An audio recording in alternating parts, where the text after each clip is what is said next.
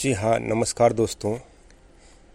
मैं अरुण कुमार आप लोगों के बीच एक ज़बरदस्त कहानी यानी कि पौराणिक कथा के ऊपर आधारित एक कहानी जो आप लोगों के बीच लेके आ चुका हूँ।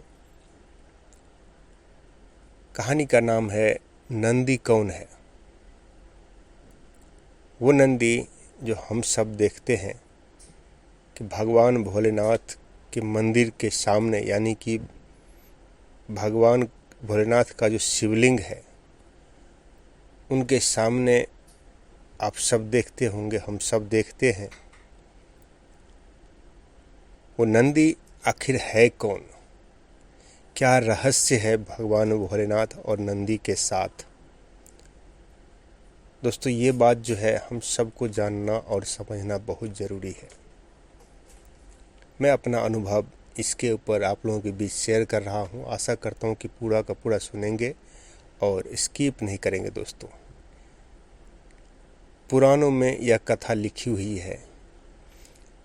दोस्तों, शिलाद मुनि के ब्रह्मचारी हो जाने के कारण वंश समाप्त होता देख उनके पितरों ने अपनी चिंता उनसे व्यक्त की। शिलाद निरंतर योग तप आदि में व्यस्त रहने के कारण गृहस्था आश्रम नहीं अपनाना चाहते थे। अतः उन्होंने संतान की कामना से इंद्र को तप से प्रसन्न कर जन्म और मृत्यु से हीन पुत्र का वरदान मांगा। दोस्तों, फिर क्या हुआ? तो इंद्र ने इसमें असमर्थता प्रकट की तथा भगवान शिव को प्रसन्न करने के लिए कहा। तब शिलाद मुनि ने कठोर तपस्या कर भगवान शिव को प्रसन्न किया और उनके ही समान मृत्युहीन तथा दिव्य पुत्र की मांग की। भगवान शिव ने स्वयं शिलाद मुनि को पुत्र के रूप में प्रकट होने का वरदान दिया। कुछ समय बाद भूमि जोतते समय शिलाद मुनि को एक बालक मिला दोस्तों, और उस बालक का नाम शिलाद मुनि ने नंदी रखा। फिर उस बालक को शिक्षा दीक्षा के लिए उनको गुरु आश्रम भेजा गया, और गुरु आश्रम जाने के बाद गुरु ने इस नंदी का के ऊपर जो है एक बात कही कि ये बालक जो है अल्पायु है, ये आधे उम्र में ही मृत्यु को प्राप्त कर लेगा। इस बात को सुनते ही शिलाद मुनि ने काफ़ी दुखी हो गए, और वो बालक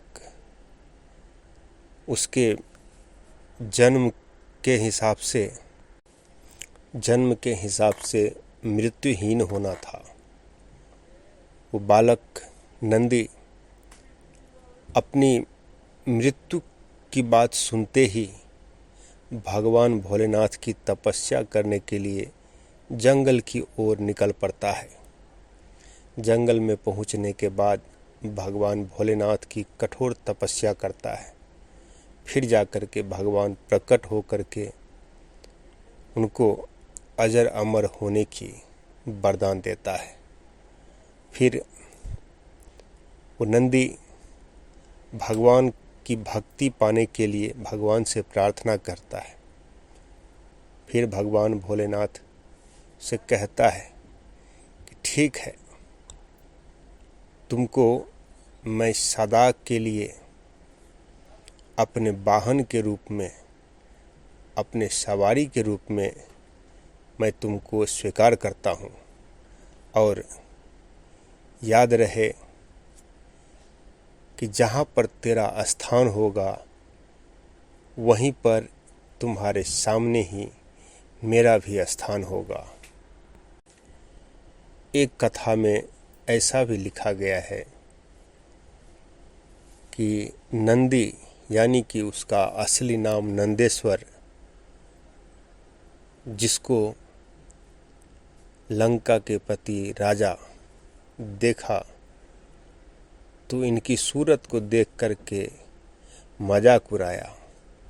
उसी वक्त नंदी ने एक श्राप दिया कि ऐसे ही बदसूरत वाले आने वाले समय में तुम्हारे इस लंका को, सोने की लंका को जला करके खाक कर देगा।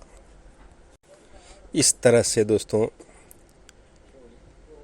नंदेश्वर महाराज यानी कि नंदी महाराज भगवान शिव के लिए सदा उनका वाहन बन गए और भगवान शिव स्वयं नंदी को वरदान के रूप में ऐसा कहा कि जहाँ तुम्हारा वास होगा वहीं पर मेरा भी वास होगा।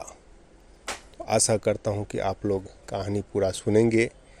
कैसा लगता है आप लोग प्यारा सा लाइक, कमेंट और सब्सक्राइब करना नहीं भूलेंगे। मिलता हूँ अगले कहानी के साथ, तब तक के लिए जय हिंद दोस्तों।